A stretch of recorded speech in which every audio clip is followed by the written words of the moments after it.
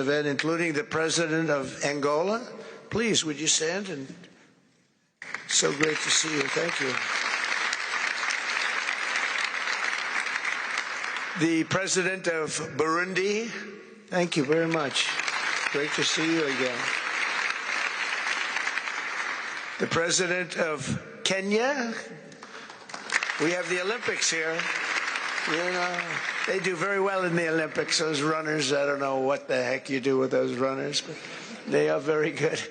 I've been watching them for a long time. So we have the Olympics coming to the United States. You know that. Thank you very much. And you'll come as our guest. Thank you. And the President of the Council of Ministers of Togo. Thank you. Thank you very much. The Vice President of Uganda. Thank you. It's such a beautiful color. Like all these guys are wearing these dark suits. You just stand out for a lot of reasons. You're beautiful. The Foreign Ministers of Qatar. Thank you. Thank you very much. Say hello to my friend, a great man. And the United Arab Emirates. Thank you. Thank you. My regards, right?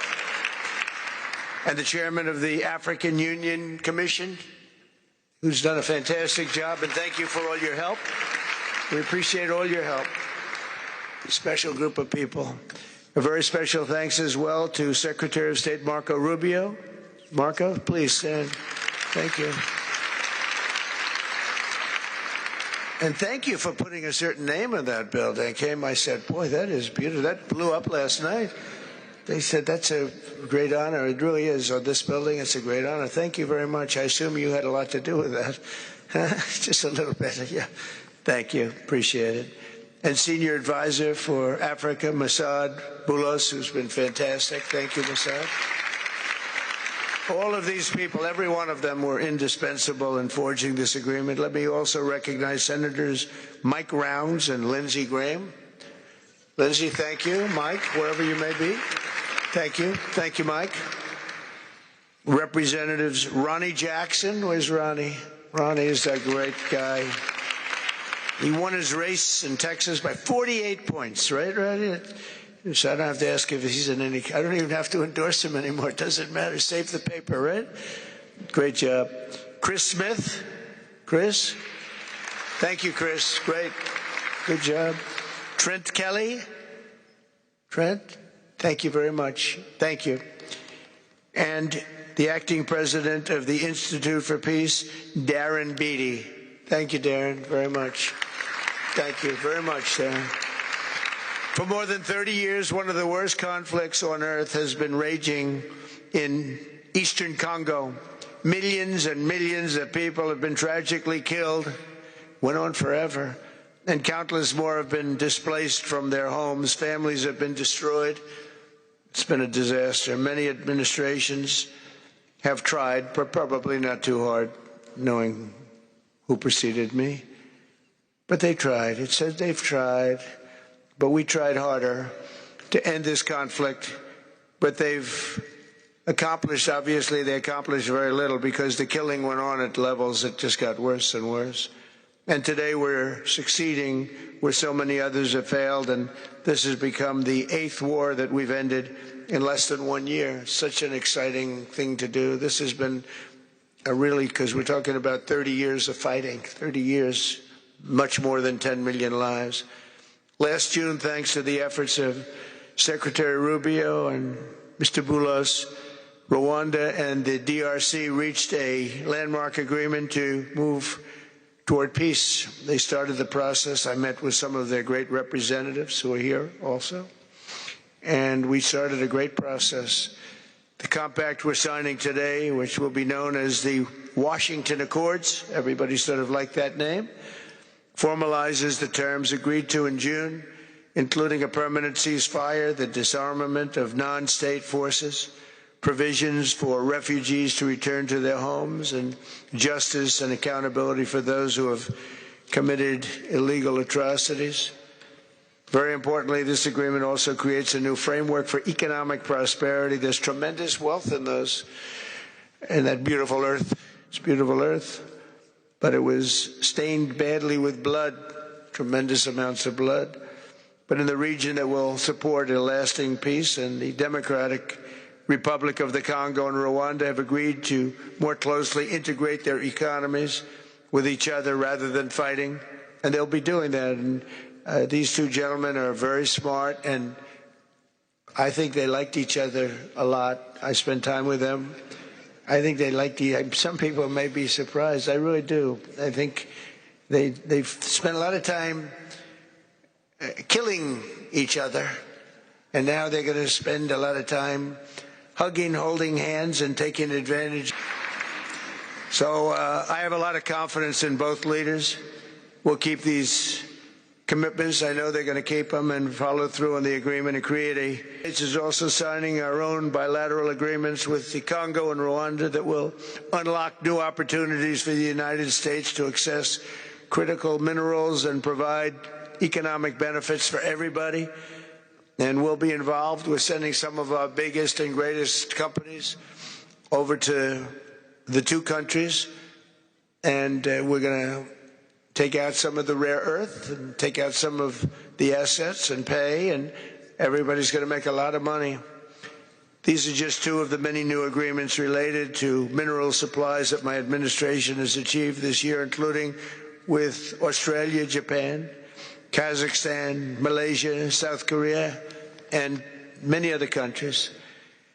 With all of these agreements, we're forging new economic security partnerships that protect the interests of America and our friends and partners, and a core feature of my administration's national security strategy, a big part of which is the tariffs. We're taking in trillions of dollars in tariffs. Nobody's ever seen anything like it, and it's given us really great national security. We'll be paying down debt. We'll be making distributions to people, and we're really doing a job.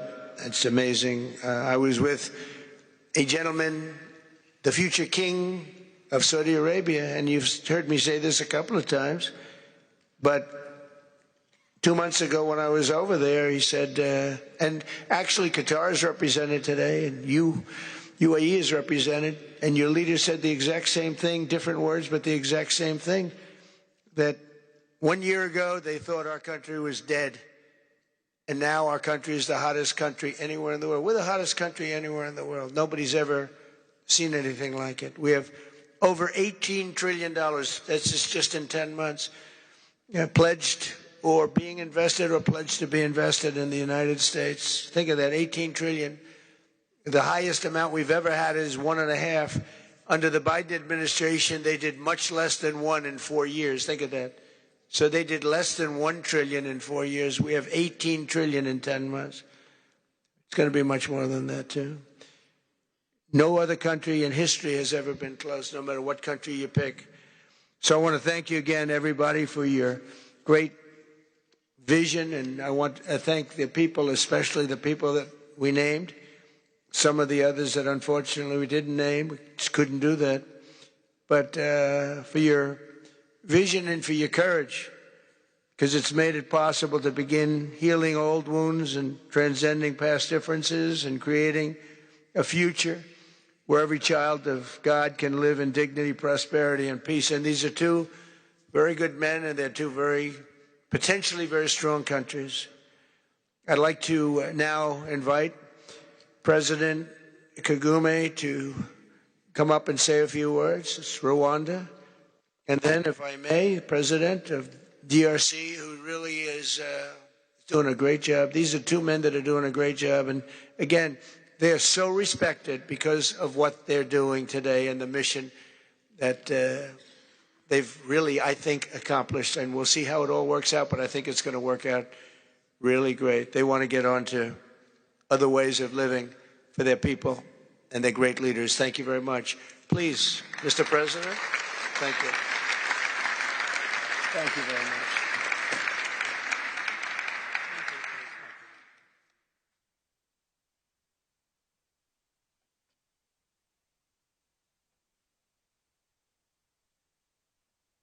Excellency Donald Trump, President of the United States of America, Excellencies, heads of state and government, and former heads of state, distinguished ladies and gentlemen,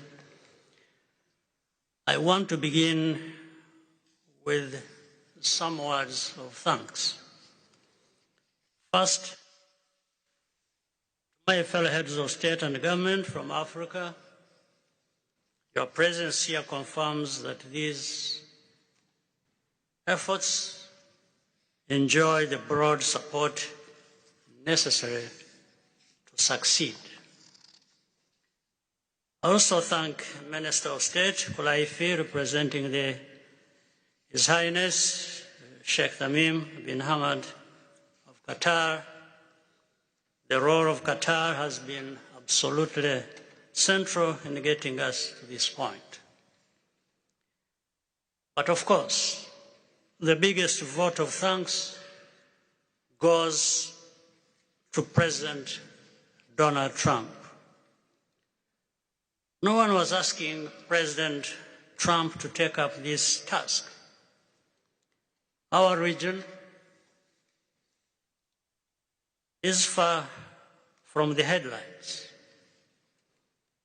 But when the President saw the opportunity to contribute to peace, he immediately took it. This conflict has lasted for 30 years. We have seen countless mediations, efforts, but none has succeeded in resolving the underlying issues. President Trump introduced a new and effective dynamism that created the space for breakthroughs. His approach is even-handed, never taking sides.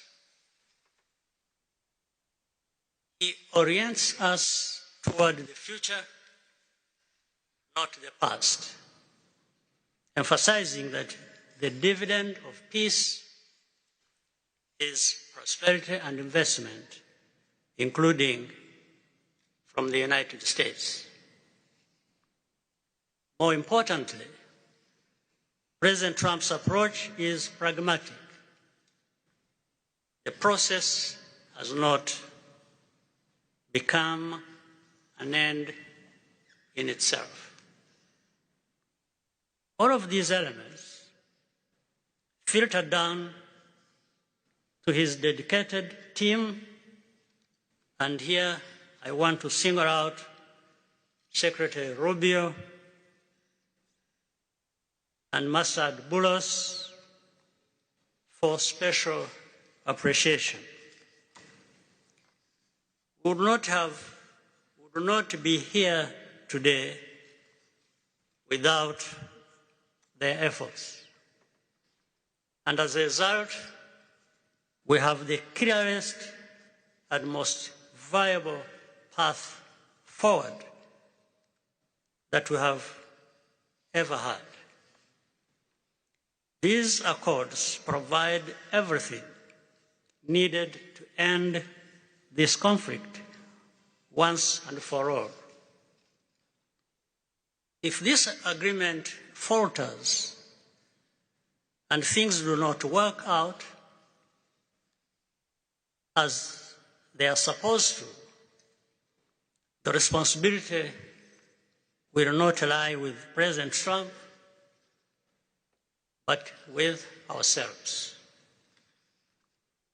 It's up to us in Africa, working with our partners to consolidate and expand this peace. There will be ups and downs on the road ahead. There is no doubt about it. Rwanda, I know, will not be found wanting. I can assure you of that. Our only objective is and has always been for our country to be safe and secure after having endured so much tragedy. We now only want to look forward in confident expectation of a prosperous and stable future. Mr. President, Excellencies, I thank you for your kind attention.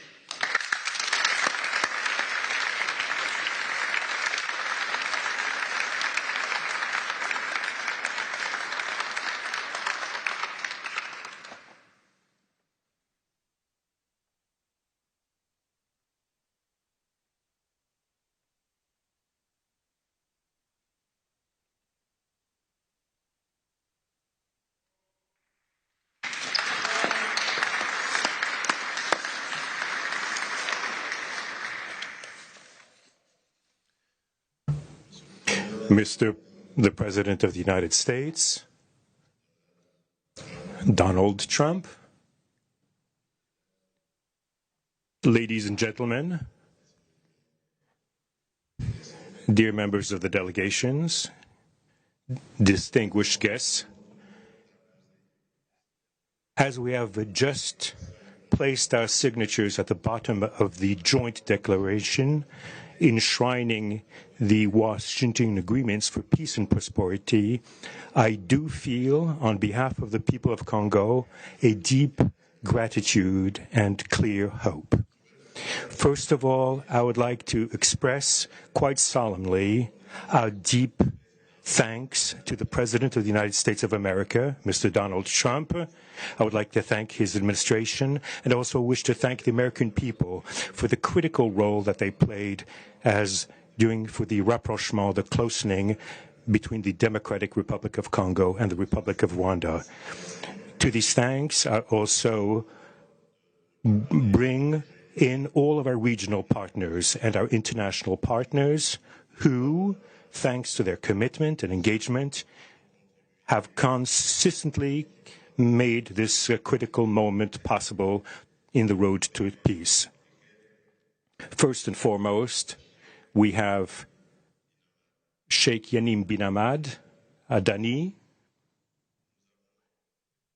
We have President João Manuel Lourenço Gonçalves, who is the President of Angola and the acting President of the African Union. And we also have the former President of the Republic of Kenya, my brother, Uhuru Kenyatta, who I can see here in the room. These two great Africans who are at the beginning, who started the Rwanda and the Nairobi processes. And beyond them, I wish to thank also all of the African leaders who contributed to help us in this struggle.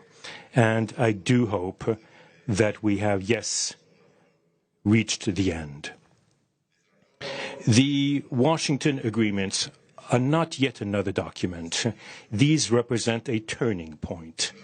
They bring together under a coherent architecture a declaration of principles of a peace agreement and also the regional economic integration framework to provide to the peoples of the region a new perspective, a new outlook, namely to finally overcome the cycle of violence, of forced displacements, of mistrust, defiance, in order to begin a new era of friendship, cooperation, and prosperity all shared together. For those involved, the Democratic Republic of Congo takes this solemn commitment to implement with complete sincerity all of our obligations that stem from this agreement. We will do this with seriousness, with rigorousness, and also the constant care for peace and the security of our populations, for the unity and the integrity of our territory. We do hope that thanks with the same seriousness that the Republic of Rwanda will also respect fully the letter and the spirit of the commitments made here in Washington. We are reaching out for a peaceful cooperation based on mutual respect, non-interference, and the joint struggle against the armed groups, the end of all support to negative forces, and the beginning of fair prosperity on behalf of our two populations. I do believe this day is the beginning of a new path, a demanding path, yes indeed, quite difficult, but this is a path where peace will not just be a wish, an aspiration, but a turning point. The Democratic Republic of Congo will fully play its part with dignity, with consciousness and consistency, and with the support of our partners. We will remain watchful, vigilant, but not pessimistic. We'll be clear-eyed, but resolutely optimistic. These Washington agreements for peace and prosperity must be for our peoples a symbol of an irreversible commitment to turn the page of confrontations and to open a new era of cooperation and sustainable peace throughout the region. Thank you.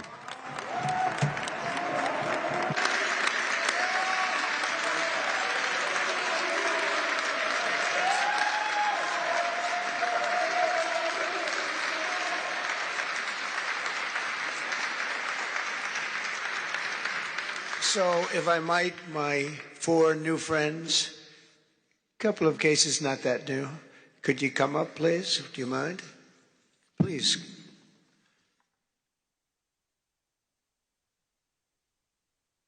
They represent so many and so well, so I just want to thank you very much.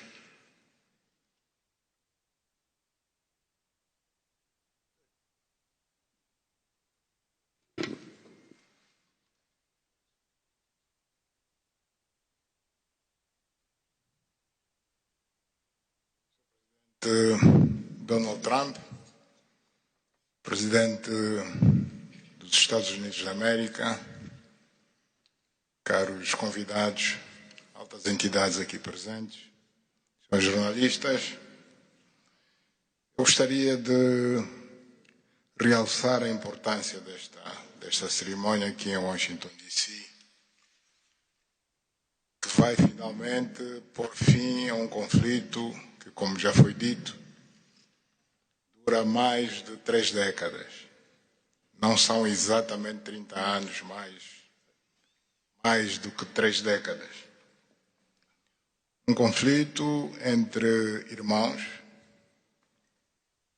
países vizinhos e irmãos, que deviam se dar bem, mas que, por razões de diversa ordem, têm vindo a se degladiar ao longo dos anos, com pesadas consequências, quer para as populações de ambos os países, como também para as respectivas economias. A região dos Grandes Lagos é uma região das mais ricas do mundo, não apenas da África. É enormemente rica em recursos hídricos, terras aráveis, florestas, recursos minerais que estão no subsolo, mas, sobretudo, rico nas suas pessoas, com potencial muito grande. All right, that was President Trump at the U.S. Institute of Peace in D.C. He joined the leaders of Rwanda and the Democratic Republic of the Congo to officially sign the Washington Accords for Peace and Prosperity. That's a major step towards ending one of the world's worst conflicts that we don't hear much about. We haven't for a long time. Today's signing essentially locks in the commitments the three sides first reached back in June. It's being hailed as a major step towards ending decades of killing in eastern Congo. President Trump said this is the 8th war he helped end in less than a year. This accord follows several earlier deals the Trump administration brokered in the DRC, including a big economic push meant to bring billions in investments to a region rich in a lot of minerals. Gold, cobalt, copper, lithium, you name it. Bottom line, the papers are signed, the promises are made. Now the world is watching to see if the peace they agreed to in Washington actually reaches the people living in the eastern Congo. Time will tell. We're going to take you now live to the Justice Department, where we're getting an update from the FBI on the suspected pipe bomber. When you attack our institutions of legislation, when you attack our nation's capital, you attack the very being of our way of life. And this FBI and this Department of Justice stand here to tell you that we will always refute it and combat it. We will provide the safest country the nation has ever seen.